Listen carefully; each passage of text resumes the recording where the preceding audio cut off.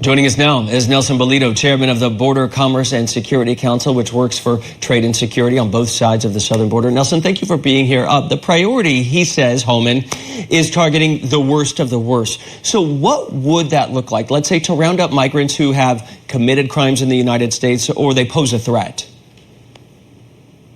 Thanks for having me, Chance, this afternoon.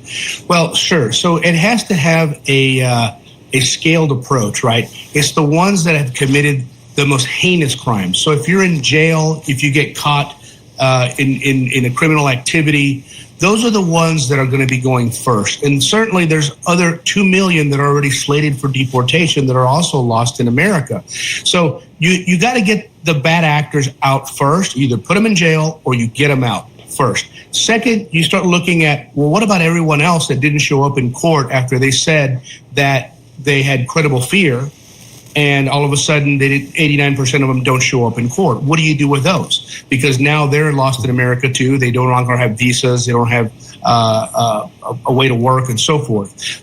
So you look at that, and some of those things will happen also by the time that President Trump goes and starts cutting some of these benefits that all these immigrants have been getting from day one. Once that happens, there'll also be some self-deportations. So there'll be it's a multifaceted approach for deportation. Either you self-deport, or certainly the bad actors that will certainly fall in line will be deported accordingly. Well, and those are folks with a paper trail, gotaways as they're called. You know, that could be hundreds of thousands or a few million people also, which, you know, right, are not known to authorities. Now, Homan, he was a proponent of the zero tolerance policy that led to family separations in the first Trump administration. That was the policy. It got a ton of flack. Then they kind of backed away from that. Here's what he said about it.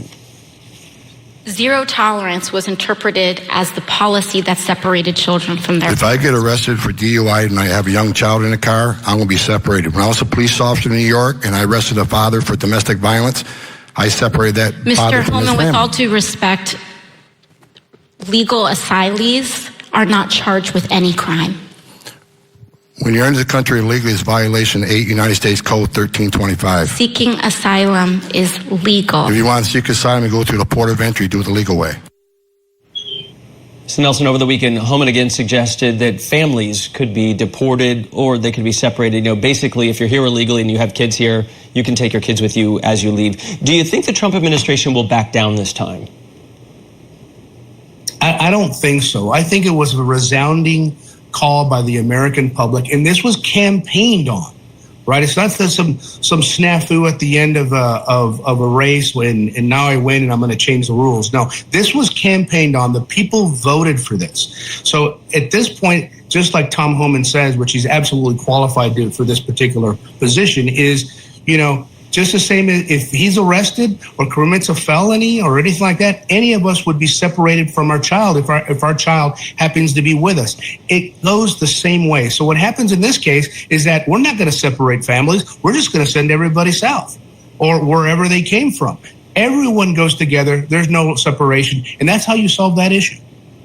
Well, if it comes to that, I mean, we all know the blowback is going to be enormous from many quarters. You know, Sure. Public opinion wasn't so hot last time, so we'll see how that works out. In the meantime, big business used to be very warm with Republicans, and they really like immigration. And many times if you have labor here illegally, it can be incredibly cheap. Homan says workplace raids are coming back. You work on trade issues, you work on business issues. What effect will that have on business? Sure. Well, certainly that's a negative effect. But that's, again, there's so much more to do before we get to that part that they're going to be busy for years to come before you ever get to that part, in my opinion. However, what I think that needs to happen and we need to take a look at is how do you expand the worker visa program? Absolutely, we need more labor. I understand that. There has to be legal way of this labor and how you employ them. So how do you expand certain visa worker programs and then have employers apply and bring them in?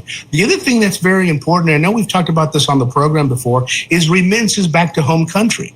Right? We know that almost 40% of remittances back to home country, and just alone last month in Mexico, there was almost $5.2 billion sent from the United States to Mexico.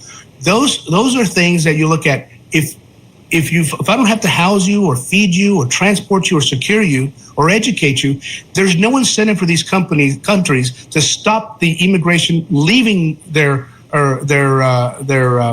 countries and coming to the United States, because it's a delta when they get the money back, a huge delta. So what we need to do also is cut that off. The idea is not to stop the flow of sending money back to families, but what we need to say is you need to get a bank account.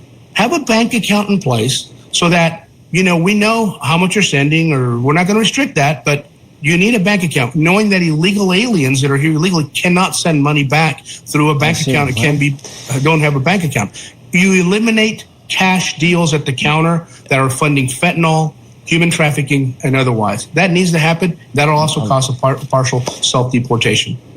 Lots of question marks right now, including the participation of the new president of Mexico and many other things. But again, the team seems like it's coming together. Nelson Balido, chairman of the Border Commerce and Security Council, thank you so much. We'll be right back.